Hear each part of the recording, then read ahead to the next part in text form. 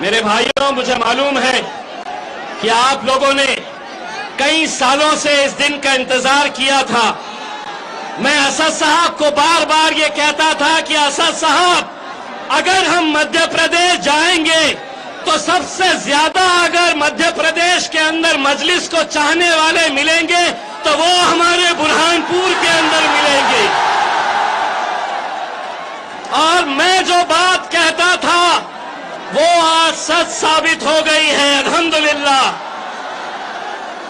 आप लोग कितने सालों से ये सोच रहे थे कि बहुत देर कर दी हुजूर आते आते, और अब हम आपको ये बोलने के लिए आए हैं कि मैं तेरे दर पे आया हूं, कुछ करके जाऊंगा, झोली भर के जाऊंगा और ये दोनों की वाट लगा के जाऊंगा। ये दोनों मतलब ये दोनों कैंडिडेट्स नहीं, इसकी भी और उसकी भी, दोनों की। बहुत हो गया ऐरे गैरों के लिए, अब अपनी जमात है अल्हम्दुलिल्लाह। और आज जो हालात है ये देखते हुए मुझे ऐसा लग नहीं रहा है कि मैं मध्य प्रदेश में खड़ा हूं। मुझे ऐसा लग रहा है कि ये सभा हैदराबाद में हो रही है या औरंगाबाद के अंदर हो रही है। अरे ये देखकर तो इतना यकीन हो गया कि हमारे काउंसिलर्स तो आएंगे। आने वाले वक्त के अंदर बुरहानपुर इंशाअल्लाह एमएलए भी देगा और एमपी भी देगा।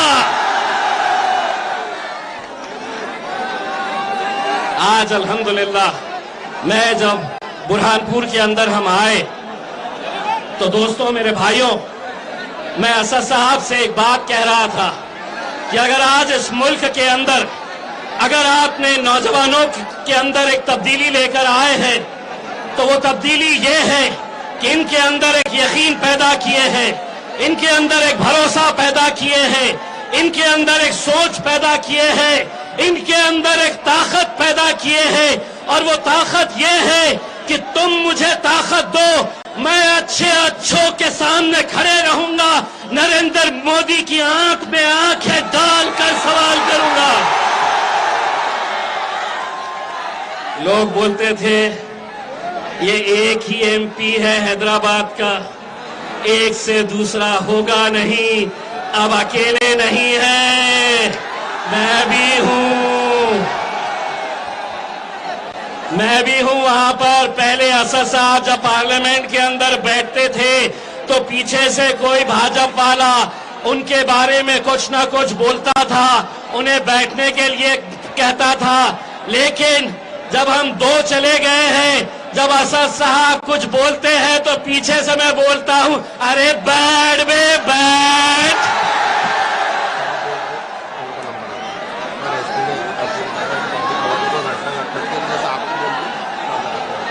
देखिए, हमें पुलिस डिपार्टमेंट का भी पूरा ताउन करना है, क्योंकि पुलिस डिपार्टमेंट के ताउन से ही आज इतनी बड़ी जो महफिल सजाई गई है वो महफिल के अंदर कोई दाग धब्बा न लगे। इसीलिए आप लोगों के जोश को देखते हुए अब मैं जिनका इंतजार आपको इतने सालों से था वो घड़ी आ गई है। जोरदार तालियों से इस्तकबाल कीजिए हिंदुस्तान का इकलौता शेर बैरिस्टर असदुद्दीन अवैसी।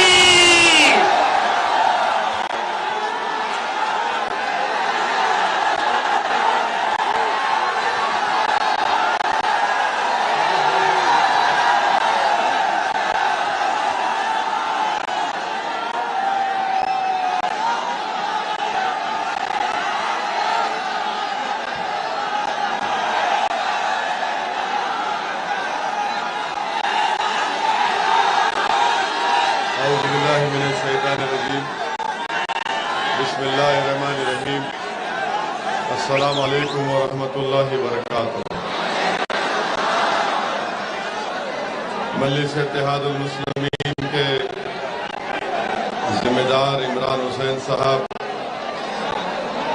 सदर शहर ज़हीरुद्दीन शेख साहब, सोहेल साहब जो मेयर के कैंडिडेट हैं, और मजलिस इत्तेहादुल मुस्लिमीन की जानिब से बुरहानपुर में 14 उम्मीदवार मजलिस इत्तेहादुल मुस्लिमीन के इंतखाबात में हैं, जिसमें वार्ड नंबर 2 से रफीक अहमद साहब, वार्ड नंबर 4 से संगीता बाई तापड़े हमारी बहन, वार्ड नंबर 12 से नजमा बानू साहिबा, वार्ड नंबर 15 से फहमीदा बी साहिबा, वार्ड नंबर 18 से ज़हीरुद्दीन शेख साहब, 19 से रहीमुल्लाह साहब, 23 से फरजाना बेगम साहिबा, 24 से अफसाना बानो साहिबा, 25 से मुमताज हुसैन साहिब, 29 से परवीन बानो साहिबा, 31 से शबाना बेगम, 32 से मोहम्मद सुल्तान, 33 से राना बेगम, और वार्ड नंबर 39 से अनीस रहमान साहब। मैं आपसे अपील करने आया हूं कि 6 तारीख के दिन आप तमाम लोग मजलिस इत्तेहादुल मुस्लिमीन के हक में अपने वोट देकर मजलिस की क़ियादत को बुरहानपुर में कामयाब करिए, और यहाँ से मजलिस इत्तेहादुल मुस्लिमीन की आपकी एक लीडरशिप को पैदा करिए। मैं आपका बेहद शुक्रगुजार हूँ कि आपने अपना कीमती वक्त निकालकर आज के इस जलसे में शिरकत की। आपका ये जोश, वलवला और आपकी मोहब्बत देखकर मेरे पास अल्फाज नहीं है कि मैं कैसे आपका शुक्रिया अदा करूं। मैं सिर्फ आपसे इतना अर्ज करना चाहूँगा कि आप 6 जुलाई को इसी तरह, इसी जोश और जज्बे को बरकरार रखते हुए आप मजलिस के उम्मीदवारों को कामयाब करिए। मजलिस का इंतखाबी निशान पतंग का निशान है। ये मेरी खुशकिस्मती है कि मैं बुरहानपुर को आने का अल्लाह ने मुझे मौका दिया। ये वो सरजमीन जिसको हजरत बुरहानुद्दीन गरीब रहमतुल्लाह अलैह के नाम से मंसूब किया गया, ये वो बुरहानपुर की सरजमीन जहां पर काला ताजमहल भी है और मौजूदा ताजमहल का डिजाइन भी यहीं पर बनाया गया था। यह औलिया अल्लाह की सरजमीन है, तौहीद परस्तों की सरजमीन है। मैं आप तमाम को दिल की गहराइयों से सलाम करता हूं। मेरे अजीज दोस्तों और बुजुर्गों, आप जानते हैं कि ये बल्दिया का इलेक्शन है और बुरहानपुर में आप यहां पर आबादी 7.5 लाख की है, और 7.5 लाख की आबादी के लिए आप जानते हैं कि यहां पर सिर्फ 16 प्राइमरी हेल्थ केयर सेंटर हैं। बहुत से मसाइल हैं। यहां का बजट जो सोहेल साहब ने हमको बताया कि करीब 5 अरब 36 करोड़ रुपये का बजट है और सरकारी हॉस्पिटल सिर्फ एक है। तो इसलिए बहुत जरूरी है कि आप अपने वोट का सही इस्तेमाल करें और कोशिश ये करें कि भाजपा और कांग्रेस को आप शिकस्त देकर मजलिस के 14 उम्मीदवार और मेयर की सीट से बुरहानपुर से मजलिस को कामयाब करें। मुझे पूरी उम्मीद है कि इंशाअल्लाह ताला मजलिस को कामयाबी हासिल होगी। नौजवानों को मैं ये पैगाम देना चाह रहा हूं कि आप यहां पर जरूर आए हैं, मगर याद रखिए सिर्फ यहां पर आकर अगर आप पोलिंग के दिन सुबह में नहीं निकलेंगे तो आपकी जमात मजलिस इत्तेहादुल मुस्लिमीन कामयाब नहीं हो सकती है।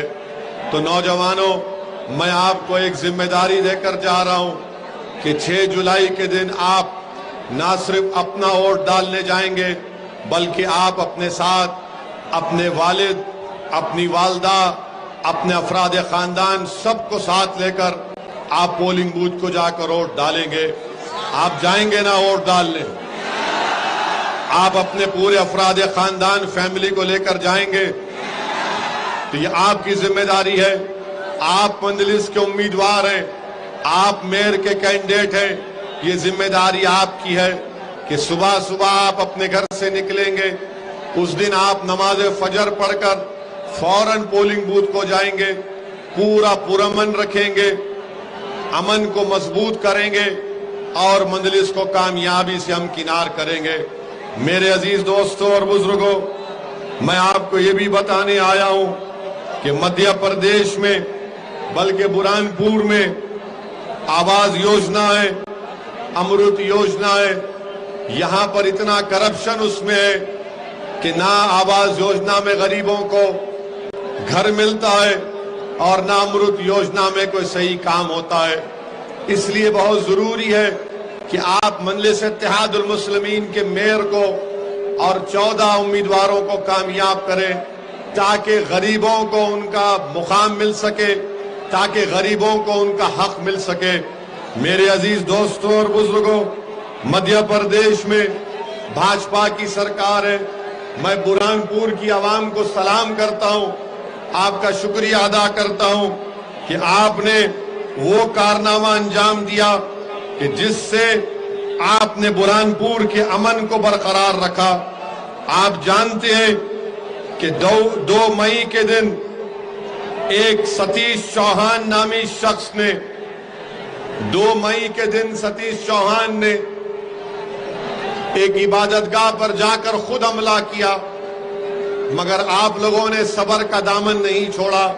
मैं आपका शुक्रिया अदा करता हूं कि आपने जो दूरंदेशी दिखाई, आपने सतीश चौहान के उस नापाक मंसूबे को नाकाम कर दिया और बुरहानपुर के अमन को आपने बरकरार रखा।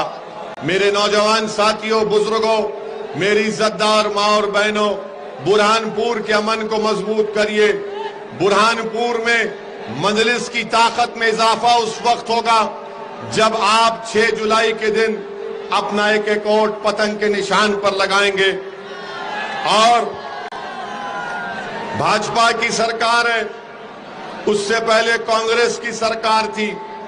अब जब हम यहां पर आए हैं तो जाहिर है भाजपा और कांग्रेस के नेताओं के पेट में दर्द शुरू हो चुका है।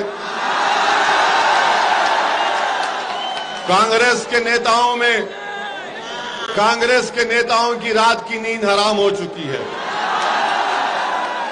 तो ये दोनों, कांग्रेस और भाजपा, याद रखिए, ये राम और शाम की जोड़ी है।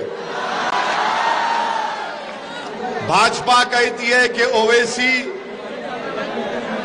देश से मोहब्बत नहीं करता, कांग्रेस ये कहती है कि ओवैसी सेकुलर नहीं है। तो हम ये बताना चाह रहे हैं पहले कांग्रेस पार्टी को, आप लोग थोड़ा आराम से, एक 10 मिनट दीजिए मुझे, 10 मिनट सिर्फ, मैं खत्म कर दूंगा। कांग्रेस ये कहती है कि असदुद्दीन ओवैसी और मजलिस सेकुलर नहीं है।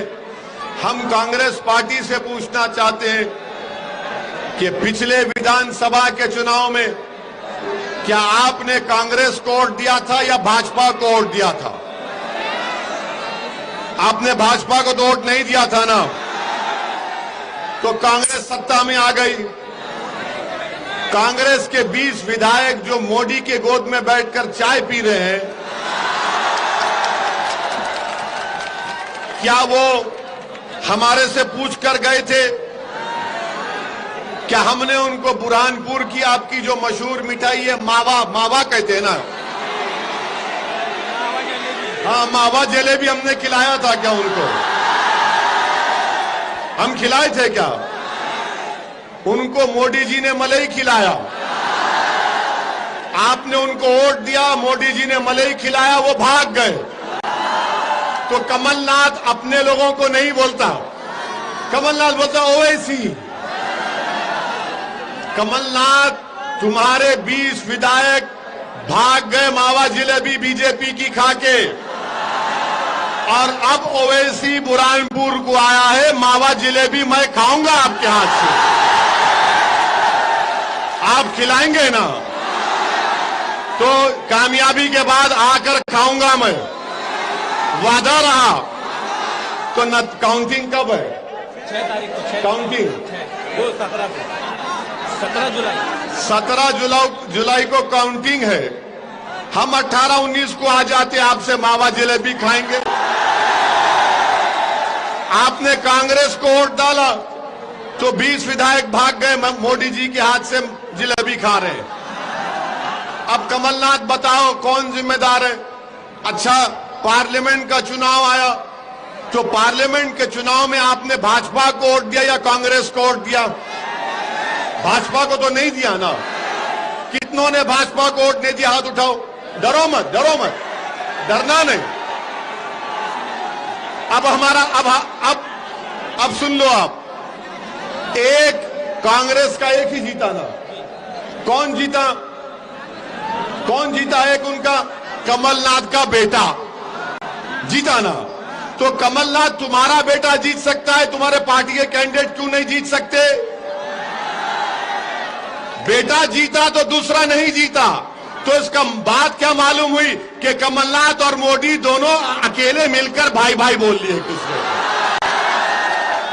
अब कमलनाथ मंजलिस का नाम लेते हैं, कांग्रेस पार्टी बोलती हो वैसी आया तो बीजेपी आ जाएगी।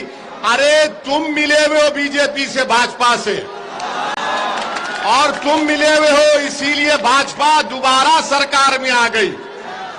शिवराज सिंह चौहान नहीं बन सकते थे मुख्यमंत्री, मगर कांग्रेसियों ने मोदी से सौदा कर लिया और उनको सत्ता दे दी। मैं सिर्फ बल्दिया का इलेक्शन लड़ने आया हूं, मगर आपकी मोहब्बत देखकर ऐलान कर रहा हूं कि इंशाअल्लाह ताला विधानसभा का भी चुनाव लड़ेंगे। कांग्रेस पार्टी ने कुछ नहीं किया। ये देखो, आप जरा थोड़ा खामोश रहिए। देखो कितना लोग आराम से पीछे खड़े हैं, आप जरा ठहरिए। कांग्रेस पार्टी से अब कुछ होने वाला नहीं है। कांग्रेस पार्टी अब इंशाअल्लाह ताला जल्द से जल्द बिल्कुल कमजोर होकर घर में बैठने वाली है। हमारी बात मान लो आप। अब इनसे नहीं होने वाला है। ये हो गया इन लोगों का टाइम। अब टाइम मजलिस इत्तेहादुल मुस्लिमीन का है इंशाअल्लाह ताला। इनका वक्त खत्म हो चुका है। कांग्रेस का वक्त खत्म हो चुका है। अब तुम्हारे दौर का आगाज होगा इंशाअल्लाह। अब इन नौजवानों की दौर का आगाज होगा। और आप हमारी बात याद रख लो, शायद कोई इसको गलत समझे, मगर हम में और आप में इतनी ताकत नहीं है कि आप किसी पार्टी को सत्ता में आने से रोक सकते हैं। आप में इतनी ताकत है कि आप अपने वोटों से अपने कैंडिडेट्स को कामयाब कर सकते हैं, जो जीतने के बाद आपकी आवाज बनेंगे, आपकी तकालीफ को उठाएंगे, जुल्म के खिलाफ आवाज बुलंद करेंगे, लोकतंत्र और जमहूरियत के दायरे में रहकर जमहूरियत को मजबूत करेंगे, नौजवानों की तकलीफ को समझकर जिस जगह पर उसकी आवाज को उठाना है आवाज को उठाएंगे। ये काम मजलिस इत्तेहादुल मुस्लिमीन कर रही है। अब आ जाइए भाजपा पर। तो जब भाजपा पर आते हैं तो मोदी का नाम लेना पड़ेगा। अच्छा, अब आप बताओ, क्या पेट्रोल की कीमत बढ़ी? डीजल की बढ़ी? आपको तकलीफ हुई? नौकरी मिली? बेरोजगारी बढ़ी? कीमतें बढ़ी? अब भाजपा से पूछो आप, अरे इसका जिम्मेदार तो मुख्यमंत्री और मोदी जी हैं, तो बोलेंगे नहीं, इसका जिम्मेदार औरंगजेब है, अकबर है। ये बात नहीं बोलेंगे कि नौकरी क्यों नहीं मिल रही, ये बात नहीं बोलेंगे पेट्रोल डीजल क्यों बढ़ गया। मैं अभी, हम जो वहां से कहां से आ रहे हैं अभी, हाँ खंडवा से आ रहे हैं, वहां पर मैंने कहा कि शायद ताजमहल बनाकर गलती की। ताजमहल नहीं बनाकर वो पैसे उठाकर रखते कि 2014 में मोदी जी आ रहे, आप बनाइए ताजमहल। आने नौकरी की बात। अच्छा, और एक सुनो, कल से अस्पताल में जाएंगे तो बिल बढ़ गया। जीएसटी अस्पताल पे बढ़ गया। मोदी जी आप ना जिंदा रहने दे रहे ना बीमार का इलाज होने दे रहे। बताइए क्या करेंगे आप? कपड़े कीमती हो गए। मोदी जी से पूछिए, मोदी जी कपड़े कीमती हो गए, बोले क्या कोई बात नहीं है।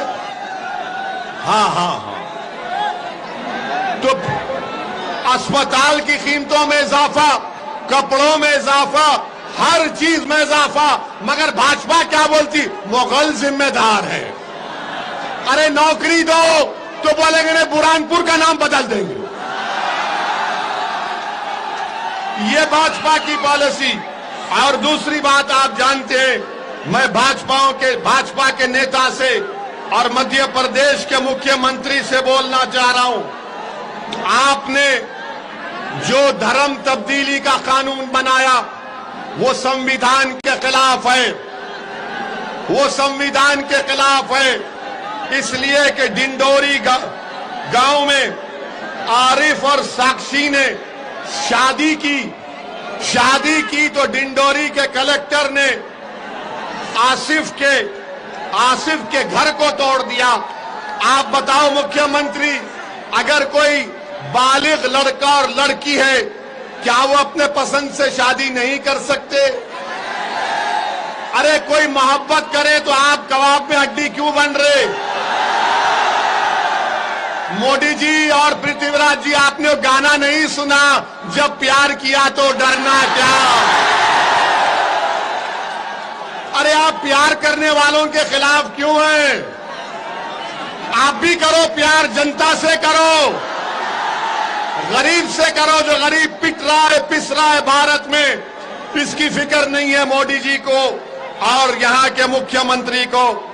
आप जानते मेरे अजीज दोस्तों कि मध्य प्रदेश में पहली जमात से 5वीं जमात तक, क्लास 1 से क्लास 5 तक 58,817 बच्चे पढ़ते हैं। 12वीं जमात में आते आते 38,000 हो जाते हैं। तो मालूम हुआ कि 80% मुसलमानों के बच्चे मध्य प्रदेश में 10वीं जमात मुकम्मल नहीं करते। बताओ कमलनाथ, बताओ मध्य प्रदेश के मुख्यमंत्री, मैं जिम्मेदार हूं या तुम लोग जिम्मेदार हो जो मुसलमान बच्चों को 80% मुस्लिम बच्चे मध्य प्रदेश में 10th क्लास कंप्लीट नहीं करते।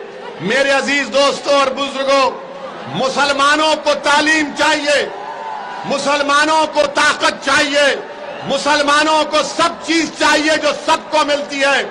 ये लड़ाई मजलिस इत्तेहादुल मुस्लिमीन की लड़ाई है। मेरे अजीज दोस्तों और बुजुर्गों, वहीं पर आप देखते हैं, आपको मालूम कि भंवरलाल जैन कौन थे?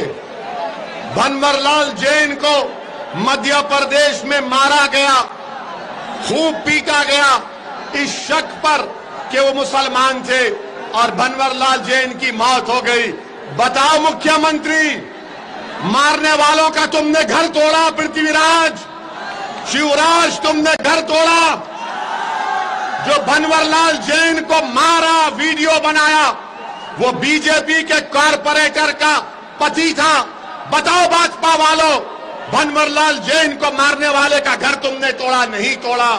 तुम गरीबों का, कमजोरों का घर तोड़ते हो। अरे तुम सत्ता में हो तो कमजोर पर जुल्म करके तुम ताकतवर नहीं, बल्कि तुम बुज़दिल हो, बुज़दिल ही रहोगे इंशाअल्लाह ताला। मेरे अजीज दोस्तों और बुजुर्गों, यहां पर एक भाजपा के नेता हैं जो कह रहे हैं कि जो मिलिट्री में 4 साल नौकरी कर लेगा उसके बाद उसको भाजपा के दफ्तर में चपरासी की नौकरी देंगे। अरे जो मिलिट्री में जाता है, आर्मी में, वो देश की सेवा करने जाता है। देश के प्रधानमंत्री देश के नौजवानों को चौकीदार बनाना चाहते हैं, उनको नौकरी नहीं देना चाहते। बहरहाल मेरे अजीज दोस्तों और बुजुर्गों, 6 जुलाई को आप पतंग के निशान पर वोट लगाएंगे? क्या बुरहानपुर की फिजाओं में पतंग नजर आएगी? आप डालकर सबको कर 6 जुलाई को हर घर पर पतंग नजर आना। लोग बोलना कि बुरहानपुर के आसमानों में सिर्फ एक इनकलाब बर्पा हो चुका है, हर जगह पर पतंग पतंग पतंग पतंग होना चाहिए। तो आप तमाम का बेहद शुक्रिया। पुरअमन तरीके से जाइए और 17 जुलाई के बाद आऊंगा, मावा जिलेबी खिलाएंगे, मावा जिलेबी खिलाएंगे। शुक्रिया, अल्लाह सलामत रखे आपको। नारे तकबीर, नारे तकबीर। भारत जिंदाबाद, भारत